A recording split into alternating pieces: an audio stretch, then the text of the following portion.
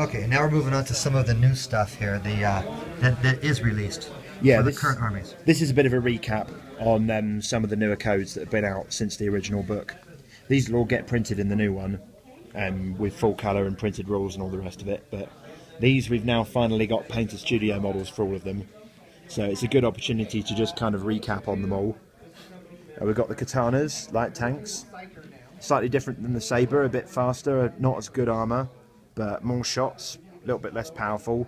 Better against skimmers, light armour, buildings. Not as good against heavy vehicles. Right. Anything with armour 10, the katanas will suffer against those. But they do cost a few less points. They're a standard choice too, so they're an interesting alternative to the saber. They're an alternate standard, which is really nice for when you're list building options. And then there we've got the longbows, artillery units.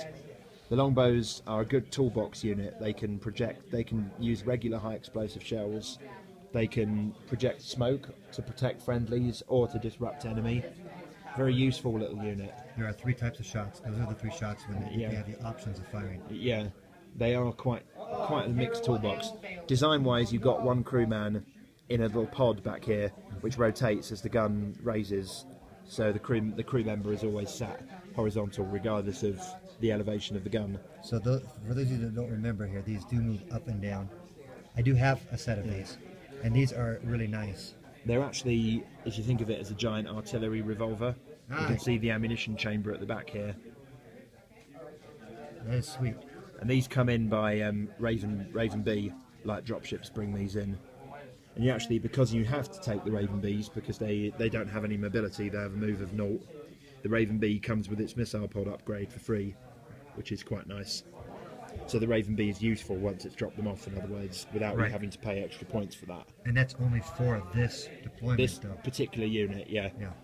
And then at the back we've got the Ferrum, the Doom Fridge, the drone base, one of the larger models we have. The Doom Fridge. And this thing here, it projects these little Star Sprite drones. You get 8 of the drones in the blister. This mounts underneath the Albatross heavy dropship. You can see the mount points on here, down the sides. It also folds in flat, so this will drop down, this will fold in, so that it will fit underneath the Albatross. It also has a couple of little anti-air rocket pods on it to protect itself. And then there's all the drones as well, and you get 8 of these in the blister. They're not particularly effective by themselves, but together they can focus fire. And these are a tremendous amount of fun to play. I've played with them before. You played with them last night, and they are fun. And yeah, I mean, Gary managed to keep my drone base pretty much pinned for the whole mission, so it didn't get to kill very much, but it did hold down quite a bit of Gary's AA. The Prowlers are what got it, actually. 3 little Prowlers, just 9 points each. They managed to get close, crawled in, and just burned it to pieces, which was, it was man of the match moment for the Prowlers, MVP Prowlers. It took out a Ferrum. That's actually the best kill I've had with my Prowlers. But but these are so much fun to play, and those drones regenerate. So you are constantly putting out new drones until this thing dies. The best way to fight it is to keep the drones pinned and then send something after the Ferrum. It's only got armor 7 and 5 damage points, so it dies really easily to just about anything with any reasonable power is enough to kill it, as long as you get a clear shot. You do want to support it. Yeah, you need a certain amount of support, and I didn't really give it any because I had to send my stuff elsewhere, so it was vulnerable, and Gary took advantage of that and destroyed it. But it's a very fun unit. It's extremely a lot of fun, and it's really good for knocking out buildings and stuff. It's too much fun to play with. Then here we've got the Eagle. I'll have a look at the Fireblades first. And then the Fireblades are another light tank variant. They used a new light tank hull, which actually is a skeletal hull. It's got a little gap in there. It's part of the design. And that was there on the katanas as well. Yeah, they only have armor 9 instead of the usual armor 10, but they are faster. Right. And the flame weapons are very nice. Flame weapons are very useful in Dropzone. These are energy 4 flame weapons, if I remember correctly. From the stat sheets. Yeah, they have a lot of dice, and they can most importantly target infantry inside buildings directly, whether they're on the walls or not. And they ignore all the modifiers that you get for being in a building. Right. So they cook infantry extremely effectively, and these are going to become more of a useful tactical choice as we introduce missions that require flame weapons to remove infantry from buildings. Ooh. So things like the bunkers that we had a look at earlier. Right. The bunkers, they'll be most likely indestructible. So the only way of getting men out is to either get your own men in. So special forces have become more important there because they're obviously very good at that, and flame weapons become extra valuable because they're amazing in that situation. Right. Yeah, no, that's if you're not using flamers now anyway, that is something you should be looking at for your list. They're extremely powerful on the board. And then back here we've got the Eagle, heavy gunship. This is a weaponized version of the Condor. So we have, it's best to look at it underneath actually, because that's where you see most of the weapons. Yeah. You've got the 2 rocket pods at the back, Yep. 2 very large, very scary rocket pods, and then a big pair of enormous heavy railguns that run about half the length of the hull. And this is a really good look at this because I've seen this online and I have not, and you just don't get to see those guns quite the same as when you pick the model up like Yeah, they're tucked underneath. You know, the clearance with the hull is quite fine at the front. See the 2 barrels just there. They pull right out, they shoot right past the just right past the cockpit. Yeah. Wouldn't that be a fun visual? Just when you're in there firing and all those launch past the windows. Yeah. That's awesome. And this thing is obviously very vulnerable to anti-air because it's still a Condor. It still dies quite easily to AA, but it's got a lot of firepower. Unlike the Falcon, their smaller gunship is best used offensively, so it will go far forwards. It will slip round buildings. Great at killing things that hide at the back, like the Annihilator, the Ferrum, those kind of units. Right. The Eagle is best used right at the back of your lines, flying between buildings, bombarding people from range. Yeah. Because it can protect itself that way by not getting stuck in. This is definitely one of those vehicles that you got to try out. This is one that is just fits right into the list, and you can just pummel those buildings, pummel those vehicles that push too far into you. Yeah. And just punish your opponent, but definitely protect it too. Yeah. Shall we move on to the Scourge? Here. Actually, I'm going to steal the flying base from the Condor. We're 1 flying base short for some reason. Put that on there. So with the Scourge, we've got the new Ravagers. These are anti-air walkers. They're basically big prowlers, but these don't work like prowlers. These have longer ranged AA than the Scourge are used to, and they also have 2 guns that can fire at 2 separate targets. That was my first question when I saw how they rotate here on that model on the left. Yeah, so they can pan round. They're much more defensive in nature than the Reaper, the Scourge's usual AA unit. Right. They're less powerful, they're less accurate, but they've got much more range. The body that they're on is more heavily armoured. They're useful for the back of the board, something that Scourge haven't really had so far. Right. They're also particularly good against drones, because Scourge AA isn't marvellous against drones because it's overkill. Energy 8 with only 2 shots is not great. The best it can do is kill 2 of them. You know, whereas these have got 2 shots each for each gun, so you can kill up to 4 drones. And the strength is not 8, it's 6, I think. 6, you think? Yeah, strength 6, 18-inch range, 2 shots per weapon. But when you're taking down dropships or whatnot, that's enough to take them down. It is, yeah. It's perfectly good AA. It's about the same firepower as a Shaltari Kukri anti-air, but with the ability to shoot 2 separate targets. And armored up to armor 10. Armor 10, just the 1 damage point though. But no skimmer ability. So no skimmer ability. You will get hit, but you have the extra armor for it. Yeah, there are different anti-air options depending on what kind of. It means you can run more varied lists now. We've also got their counterpart here, the Stalkers. Now these are one of my new favorites. Yeah, I love the Stalkers. The Stalkers are these are more like big prowlers. They've got an enormous. Think of this weapon as an anti-tank taser. Pretty much fires a monofilament wire and then just roasts the tank with an enormous amount of electric potential. Energy 12 attack with a 6-inch range, and 6-inch range obviously isn't much, but energy 12 is pretty scary. They've also got claws. So have the anti-air ones actually, although they're not likely to use theirs in a game. Except these ones are. Maybe a building you might. Yeah, you might.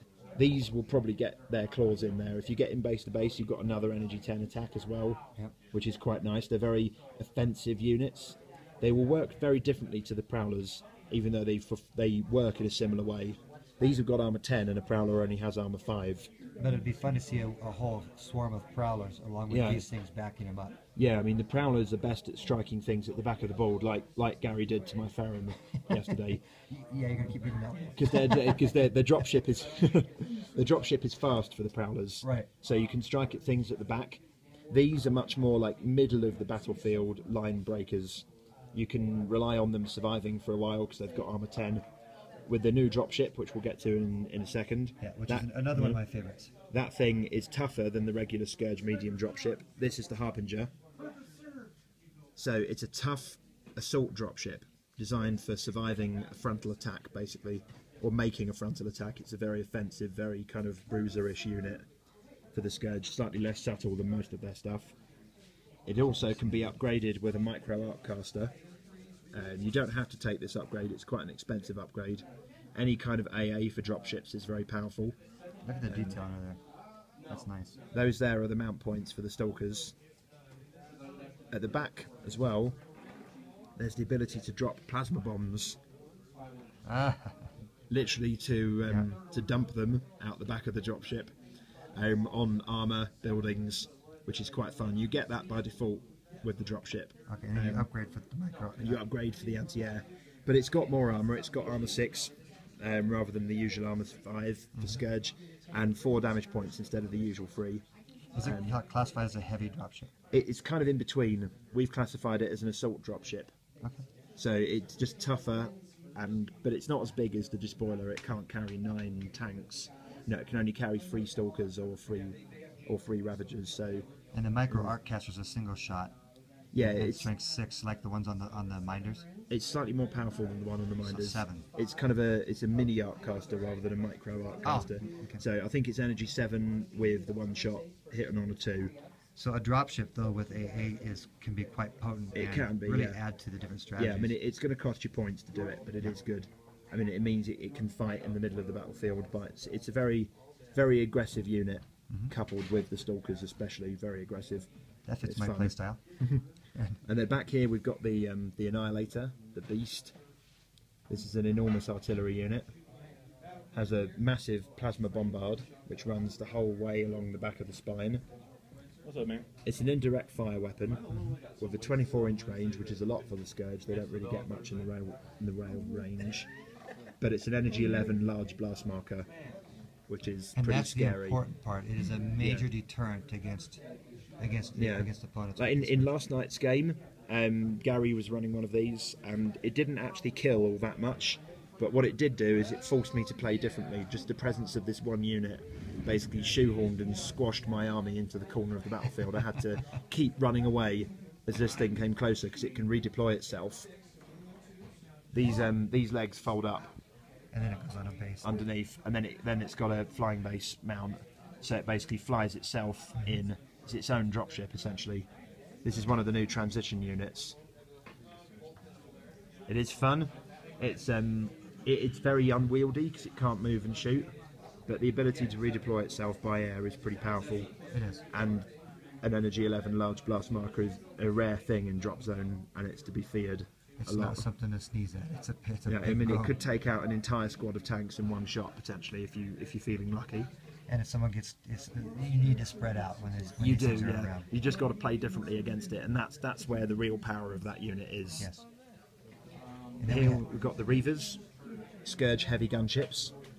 These have got 2 weapons which can fire at 2 separate targets, which is nice. They're based initially on the standard intruder light dropship hull, but there's a whole extra section at the back to Right. accommodate the weapons.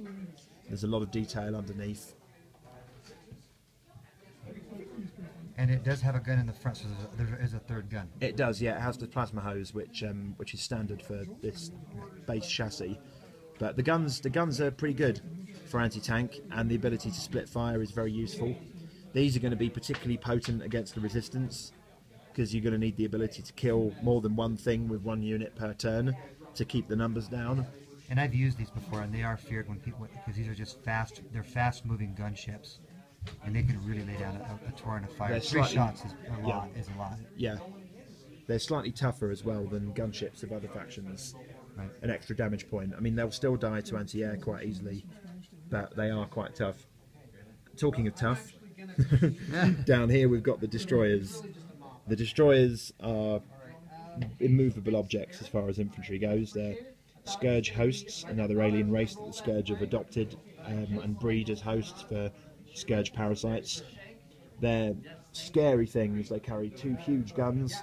The plasma cannons they carry can only fire once per game, but that's 3 shots per base, and they can fire them before they smash their way into a building to kill men inside. They can literally punch holes through the side of buildings even if they don't have entrances, which is pretty powerful. They're amazing. Destroyers kick ass, but there's, you know. But you handled mine quite well last night.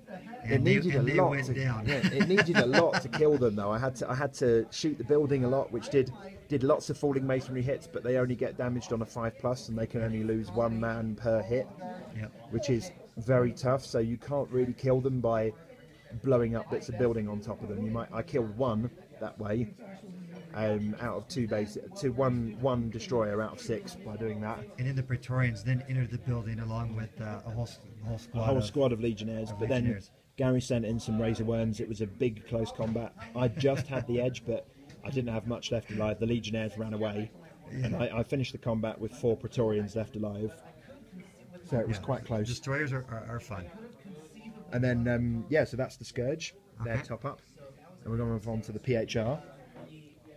Here we've got the Hyperion jet skimmers. Jet skimmers, fluff-wise, they're not anti-grav. They're basically like small ground effect aircraft. They kind of use small thrusters to stay airborne. So they're not as high-tech as the skimmers of the Scourge or the Shaltari, but they are pretty advanced, especially for humans. They're very advanced for, well, they're post-humans, but they're the most advanced human-esque tech there is around. These have a very potent anti-air weapon with 6 shots, energy 6, which is a lot of dice to throw down. Whoa. But also they're shape charge, which means they actually are pretty good against anti-tank. Shape charge will always do 1 damage point on a roll of 6, but if you've got 6 shots, you know, you're hitting on 3s. That's not bad. That's a fair chance of making a kill on armor. A fair chance of getting rid of the tank that you're shooting at. Yeah. So they're not terrible anti-armor. They're fantastic anti-air. They're quite fast. They're more offensive. The rest of the PHR anti-air is long-ranged and very, very defensive in nature. Great for reaction fire, not very good for attacking things. Right. These are great for attacking things, not all that good for reaction fire. And then we've got their counterparts, the Angelos. The Angelos, that has the same gun as the Enyo, which is pretty good against buildings because it has Demolisher 2. It's a heavy smoothbore cannon with that ammo feed around the back there into the turret. That, though, it hits on a 2 rather than the Enyos, which hit on a 3. So it's actually pretty good anti-tank as well. It's not bad, but the main thing about the Angelos is it also has a small transport capacity. It's got a different hull design to the Helios. And it can carry how many guys? It can only carry 1 base. 1 base? 1 base, but you could take 2 of these and have a couple of bases of Sirens, for example, which is a very useful striking unit. We were talking about this unit last night a lot, so after our game. It's quite a good multi-purpose toolbox kind of unit, but it's not cheap in points. Neither of these are cheap. Nothing PHR is cheap, to be honest. You know, they're powerful, but you'll pay the points for it. Yes. And then back here we have the new Strike Walkers, the Apollos. These here, they come with 2 weapon options, the Manslayer or the smaller railgun. The Apollos, have got jump jets though, which is fun. These tilted armatures here with the jets on. And it really gives the PHR some needed speed. Yeah, they are fast. They're only armor 8 with 2 DP, which means there's a lot of things around that can kill them. Right. But they can jump 12 inches and still shoot. The one thing to bear in mind though is when they are jumping, they're an aircraft, which means they can be reaction fired against while they're in the air. And they have less armour when they're in the air as well, to represent the fact that the underside's exposed. So you've got to be careful with how you use them, but they are pretty powerful. They're very popular for PHR players that want a bit more mobility in their army. I would imagine that, yeah. Hey guys. Yeah. I hope I'm talking loud enough that you can hear me on your video. Yeah, I'm so sorry. That's all right. Okay, great. That's all right. I'm just doing a bit of a roundup of all the new units and things. Yeah. So anyway, I came over to kind of apologize, I guess. Yeah, that's okay. That's All right. cool. I'm out of here. I'm taking your footage, Gary. That's good. I'll send it to you. Yeah, please do. All of it. This is great. All right, well, thanks, guys. I'm sorry. I know we didn't show Sorry, Sean. I'm Sean so came loud. in. I was No. actually joking, but I was loud enough to be heard over the thing. Where? Just now? on your video. Oh, yeah, No, easy. from over there. Over there? No. Oh, no, Okay. you're cool. Oh, okay. All right. Anyway. All right. That was a weird interruption. That's Off all you guys right. go. This is Valhalla. This Valhalla, happens. yeah. This happens. Everything happens at Valhalla. And so, But it stays at Valhalla. so here we've got the Apollos, but we also got the Erebus, the other Strike Walker variant. These things have got EM field disruption generators, which basically mess up enemy targeting when they're nearby. Potentially a very powerful effect, especially if you can get them near a big squad of heavy tanks. And extremely annoying. I have fought these before, and they are hard to deal with. They're very, very, very annoying indeed. You've got to kill them. Yeah, you've got to kill them. They're almost suicide units in terms of they've got to have some very brave pilots because they need to get really close to superior forces to be most effective. But they are quite fast on the ground as well, and they can carry some pretty good weapons too, so they're fun. Back here, we have the Hades. Now, everybody knows this model, and if you don't know this model, well, listen up. The Hades is currently our largest ground unit in the game. It's a monster, and it's very scary. It's got 8 damage points, armor 9. It has the nano machine hive on the back, which can either project white nanomachines, which can heal itself, or it can heal nearby friendlies, or it can use black nanomachines, which is an indirect fire weapon with a small blast template. So you can hit things behind buildings, basically send them out to just like rip all the electronics out of enemy vehicles and screw them up. So it's fun, but it's also got an enormous, great big, gigantic rail repeater on the back. 3 shots, energy 12. Those 3 shots can go on 3 separate targets as well with the strafe roll. So you just go like bang, bang, bang and just kill 3 tanks in a row. And energy 12 with a 36-inch range is something to be very afraid of indeed. You've got to have a plan to take this thing on when it gets in close. You have. It's also got some big heavy miniguns at the front, strength 6 3 shots, which is great for killing light vehicles. Okay against buildings as well. The weird thing about the Hades is you see all the firepower and you think, oh my god, that's a lot of firepower. You can actually get more firepower than this for the same points by buying heavy walkers. Right. But the thing about the heavy walkers is if you're shooting at them, you'll kill a few. Killing a few of them will reduce the firepower. This thing has got its full firepower until it's dead, and it's extremely hard to kill. And that is the trade-off. It's the trade-off, yeah. I mean, it's a great holder of areas. With the Hades down, it's extremely hard to remove. It's just scary when it's there. When it's there, it's like the Annihilator for the Scourge. When this is here, this changes the course of your plan. It does. It becomes a real game changer. I mean, the Shautari tends to deal with it by not dealing with it. It just goes, okay, fine, it's there. I'll kill its dropship, and then I'll just stay clear of it. Yes. Just use the superior speed to avoid being shot at. You know, Scourge can take it on head on and kill it. Prowlers, the new Stalkers, they're pretty effective at killing this thing. Right. Anything with high energy that's going to do multiple damage points with one shot is always to be useful, and the Scourge have got a lot of that. The UCM can get it from range with bulk railgun fire. It's not easy.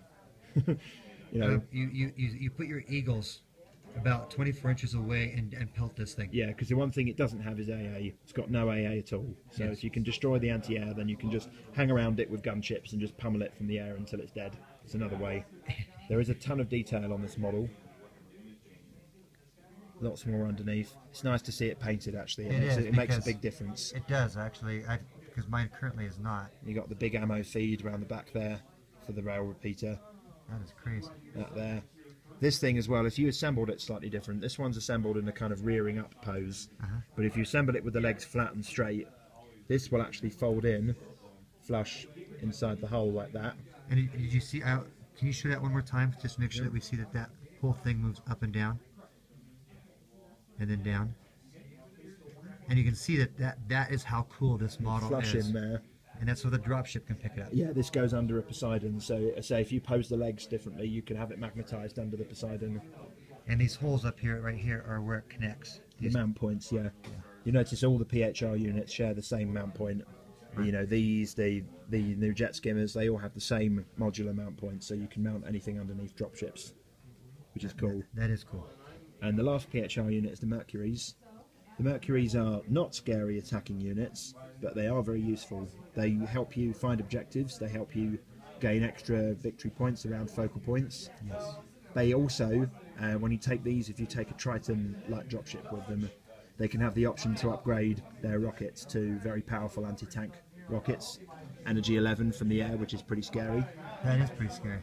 But they can only fire if these have line of sight, so they work together. These basically designate for them, which is quite fun.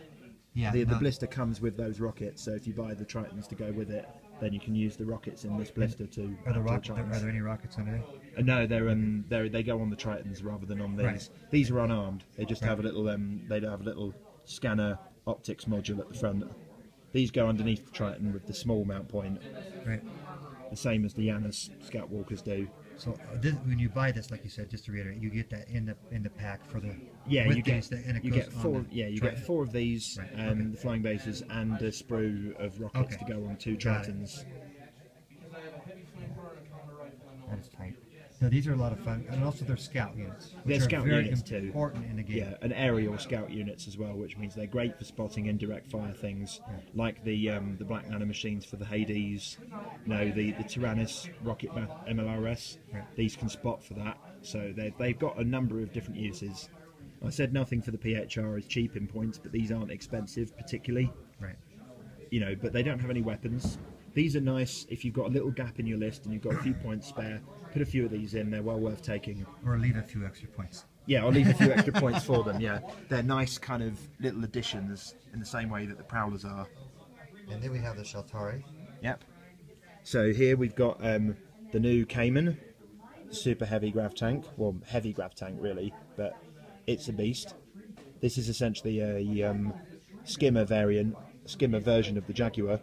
So if you want to run an all skimmer list, you can run all skimmers now. The Cayman isn't quite the same as the Jaguar though. Its weapon is better at anti-tank. The Gauss Triad, a 36-inch range, which is excellent for anti-tank. 3 shots, energy 10. That is just a massive cannon. So it's not enormously powerful high energy wise, but it does have the range, very high velocity, And the damage points. and the damage keep it points alive. to keep it alive too. It also has 2 small lasers as well in underbody pods down there. These are energy 7 but with an infinite range. Great for picking off light vehicles at long range. Great for annoying things like the Ferrum and the Annihilator because they don't have much armour. So the infinite range lasers are very useful. This is most skimmers in the game are quite offensive. You have to use them. You have to attack with them, get stuck in.